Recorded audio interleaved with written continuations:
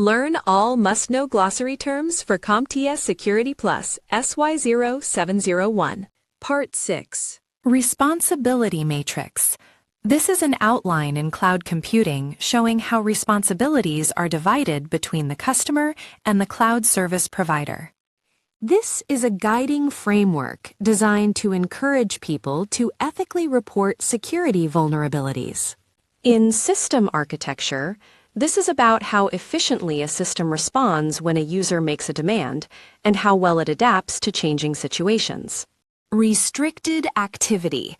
This refers to a specific action or operation in a computer or network system that is limited or completely prohibited in order to maintain cybersecurity standards. Restricted data.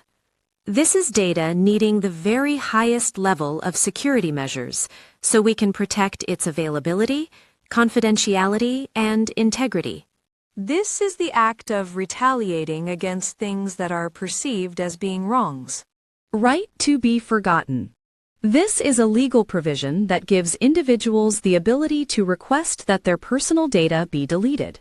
This is a clause in a contract that gives one party the right to audit another party to make sure they comply with the specified criteria. Risk acceptance.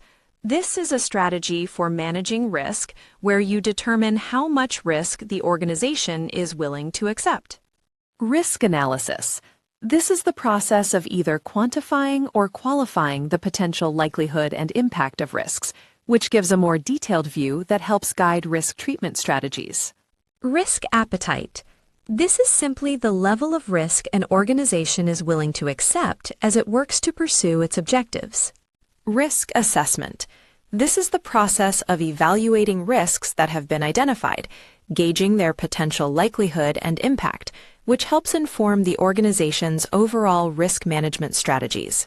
This is a risk avoidance strategy that usually means you decide not to carry out a proposed plan because the risk factor is simply too great. Risk exception. This is a situation that happens when a vulnerability is found but cannot be addressed right away because of constraints, like issues with IT budgeting or the availability of resources. Risk exemption. This is a situation where a known vulnerability is intentionally not addressed, often because its impact is low or the high cost of mitigation. Risk identification. This is the very first phase in the risk management process, where an organization pinpoints all the potential vulnerabilities and threats that might negatively affect its operations, objectives, or assets. Risk management strategy. This is a structured and systematic way to approach managing and mitigating risks within either a project or an organization. Risk mitigation. This risk management strategy involves establishing enough protections to bring the overall risk down to a level that is acceptable to the organization. This refers to the specific individual or the department responsible for handling and managing a particular risk. This is a centralized risk registry that records all identified risks, their specific characteristics, and the relevant management plans. This is the systematic process of documenting and then sharing the findings from risk analysis, the risk assessments, and the risk management strategies with all relevant stakeholders. This simply means the acceptable level of risk that an organization is willing to take on. Risk tolerance. This is the specific amount of risk an organization is willing to accept while working towards its business objectives. In system architecture, this is the strategic shifting of specific risks or potential losses to another party, perhaps through using insurance or outsourcing, as part of a risk management approach. These are actions that might not be intended to cause harm, but still have the ability to expose an organization to various threats or vulnerabilities. Role-based access control, RBAC. This is an access model controlled by the system itself rather than by the resource owner. Root cause analysis. This is a critical way to investigate, helping us look deeply to find the underlying reasons for a security incident. Root of trust. It is a source that we know we can trust within a cryptographic system. Rootkit. This is software designed to quietly gain administrator-level control over a computer system without anyone detecting it. This network device acts as a gateway between your local network and the much broader Internet. Rule. This is a specific guideline or criterion that controls how decisions are made about allowing or denying network traffic. Role-based access control. This is an access model where granting or denying access to objects is defined by comparing the subject label with the object label. It is also called label-based access control. Rules of engagement. These are the agreed guidelines that tell an organization and a vendor how their activities and interactions will be conducted. This is the simple process of adding data that is random to a password before you hash it. Sanction. This is a limitation or restriction that has been imposed upon an organization. This is an isolation technique used to run code that is untrusted or potentially malicious, keeping it safe in a confined environment. This process removes data from a storage device so completely that it cannot be recovered, not even with advanced recovery tools. This is simply a system's ability to either grow larger or shrink smaller when responding to changes in demand. Scaling in a secure manner. This is a benefit of using automation, allowing you to expand an organization's digital infrastructure while still maintaining or even improving its security posture. Scanning. This is the proactive process used to identify any potential weaknesses found within systems, applications, and networks. This is a specific network segment found between an organization's internal network and an external network, which is generally the Internet. Secure Access Services, SaaS. This is a cloud-native architecture that combines the functions of network security with the capabilities of a wide-area network, helping support an organization's dynamic secure access needs. Secure Baseline. This refers to a minimum, standardized set of security controls and configurations that must be applied to systems and software. This is a cookie with the Secure Cookie flag set, which stops a browser from sending that cookie across any channel that is unencrypted. This is a hardware-based secure area designed to handle tasks like encryption and decryption. Secured Zone. Within the Zero Trust model, this is a specific portion of the network where resources that share similar trust levels are kept. Each secured zone acts like its own separate entity within the network. Security Assertion Markup Language, SAML. This is an open standard used specifically for exchanging authentication and authorization data between different identity providers. Security Content Automation Protocol, SCAP. This method helps maintain system security by ensuring that security configuration best practices are implemented across an enterprise network. It also verifies that patches are present and keeps complete visibility of the security posture for systems and the organization always. Security Group. This is a collection of users categorized based on security policies. These policies can be automatically updated or modified in order to grant or restrict access to specific system resources. This professional is trusted to protect the physical spaces and assets inside an organization, and they play a pivotal role in helping enhance cybersecurity. Security Information and Event Management, SIEM, system. This specialized device or software helps with security monitoring. It gathers logs from many systems, puts them together, and helps security analysts look them over and analyze them. These are network areas that are kept separate. They are governed by specific security rules and controls. This is the way we divide a network into various segments.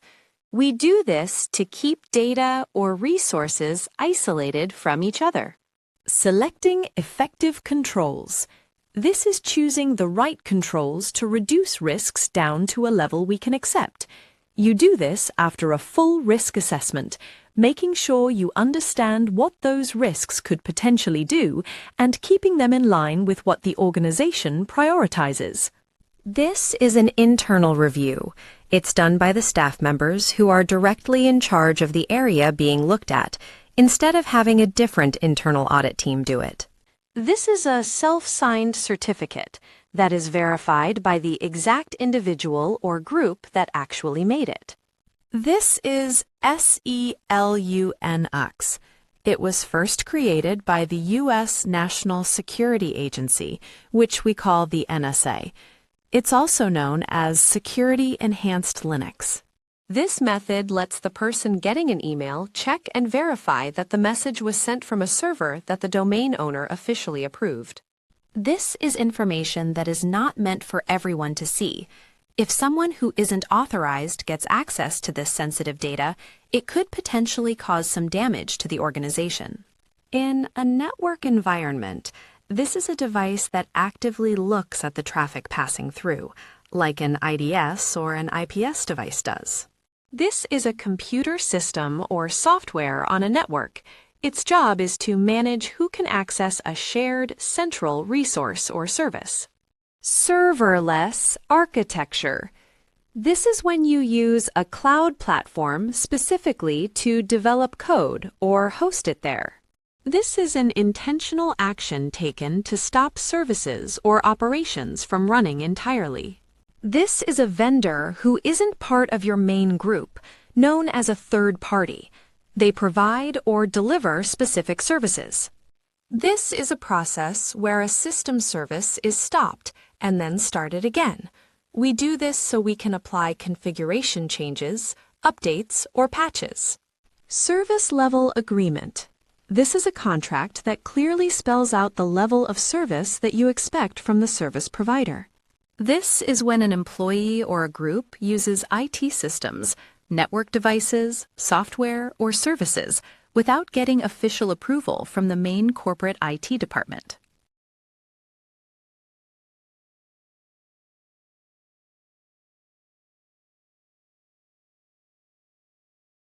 This is the process of putting applications onto a mobile device. The apps are coming from sources other than the device's official app store. Signature. This is a pattern or rule already set up that an IDS or IPS uses to try and spot potential threats. This is an SNMP alert message coming from an SNMP-enabled device and going to a management station or system. It lets you know that the device has had a major event or a change in its current status. This is a type of exercise that makes things feel more real.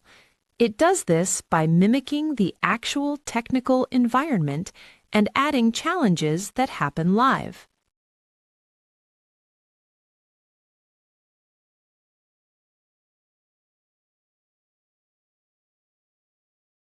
This is a part or component of a system where if it were to fail, the entire system would immediately stop working. This is a very important part of today's access management and identity systems. It makes things easier for the user because they only have to enter credentials once to get access to multiple services or applications. SYS survey. It's a full checkup done to understand the current wireless setup. This helps you plan and make a Wi-Fi network work its very best. Situational awareness. When we talk about cybersecurity, this is your ability to spot, think about, and truly understand information elements related to what is going on in the digital world. This is a type of phishing where bad actors use text messages, called SMS, to send harmful software or dangerous links right to mobile phones. Think of this as a picture of your data taken at a specific moment. It lets you go back to that exact state if you need to. Social engineering. This is a manipulative approach that uses what we know about human behavior to unfairly gain access to systems, to data, or even to physical places. It's the overall policy that guides the whole process of developing software, covering everything from when it first starts until it's taken out of service. This is simply a vendor or seller who provides software products or the services that go along with them. Software-defined networking, SDN. This is a modern way to manage networks. It works by keeping the control functions separate from the data functions inside the devices that make up the network. Software-defined wide area network. This is a network structure that uses controls run by software. It helps optimize and manage how data moves across a wide area network, or WAN. This includes any kind of information about a user's physical biometrics, such as scanning a handprint, fingerprint, face, or voice. This refers to a physical thing a user is currently holding, like a smart card, a security token, an ATM card, or perhaps a key. Something you know. This is a factor based on knowledge in security. It's something the user knows, such as a password, a username, a PIN, or the answer to that secret question.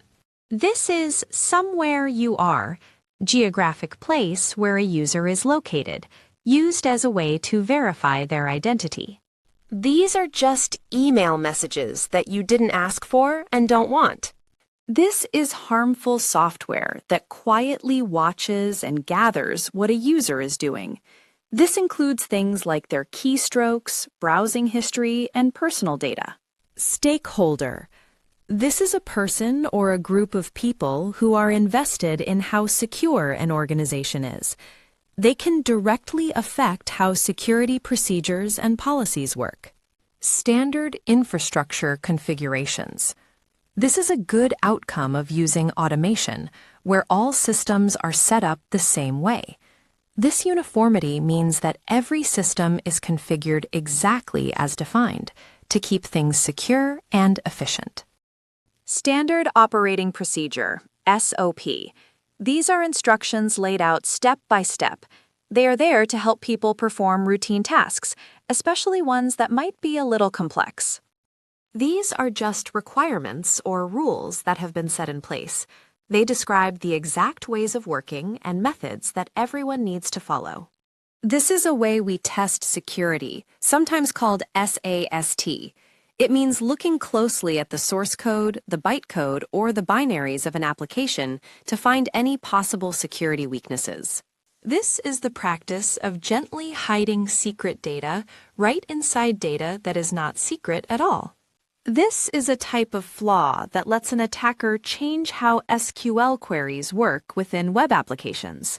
This refers to an entity, such as a user, a specific device, or a system process that makes a request to use resources inside a network.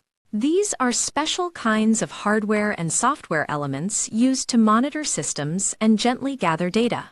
Supply chain. This is the network of organizations, resources, and processes that are all connected together. They are involved in creating, making, and delivering a service or product. Thank you for watching.